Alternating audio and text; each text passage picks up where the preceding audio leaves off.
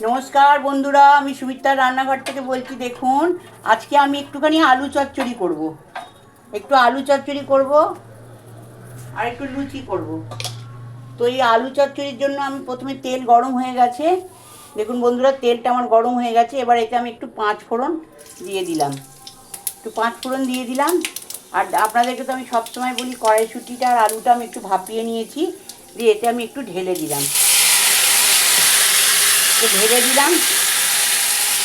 আর দেখুন কটা কাঁচা লঙ্কা কেটে রেখেছি, এটাতে দিয়ে দিলাম। আর আমি হিংটাকে আমি ভিজিয়ে রাখি বন্ধুরা, একটু হিঙের জল এতে দিয়ে দিলাম। আর দেবার মধ্যে দেখুন নুন দেবো। আমি আমি সাদা সাদা আলু চচ্চড়ি করছি, নুন দেবো আর কিচ্ছু দেবো না এতে।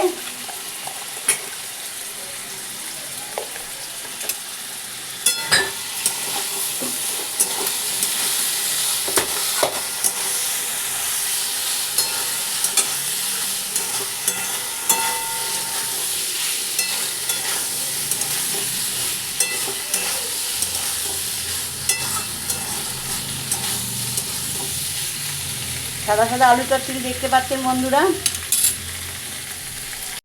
দেখুন বন্ধুরা, আমার এই আলু চচ্চড়িটা কিন্তু হয়ে গেছে। এই আলু চচ্চড়িটা হয়ে গেছে, আপনারা দেখতে পেলেন। একটু আলুর জলটা ফেলে দিয়ে যদি আপনারা খান, সবাইয়ের জন্যই ভালো।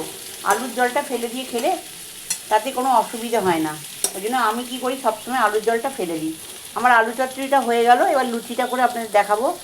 ব্রেকফাস্টটা তৈরি করে রেডি করে আপনাদের দেখিয়ে দেবো বন্ধুরা। এটা যদি আপনাদের ভালো লেগে থাকে, আপনারা আমার সাবস্ক্রাইব করবেন, সাইডে থাকা বেলটা দাবিয়ে দেবেন, লাইক করবেন, শেয়ার করবেন, কমেন্টে অতি অবশ্যই লিখবেন। আমি সুমিত্রার রান্নাঘর থেকেই বললাম। নমস্কার বন্ধুরা।